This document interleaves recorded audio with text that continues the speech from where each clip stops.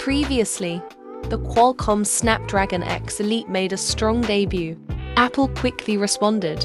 Context timestamp: October 31st, 8:00 a.m. Apple hosts an online event titled Scary Farce. During the event, they introduced the all-new N3 chip series. Let's take a look at the enhancements that have been made.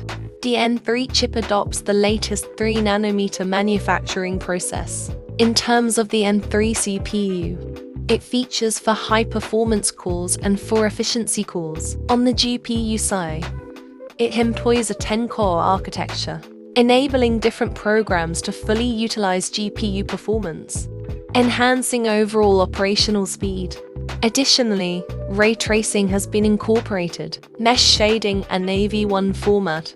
Hardware-accelerated decoding capabilities have also been added. Compared to N2, the high-performance cores in N3 have seen a 15% increase. It boasts a 30% improvement over M1 in benchmark tests. The performance cores of the N3 have seen a 30% improvement. Compared to M1, it has seen an even greater improvement. With a 50% boost, the M3 CPU performance matches that of M1 under similar conditions. It consumes only half the power of M1. Apple compared it with the latest 12-core laptop CPU.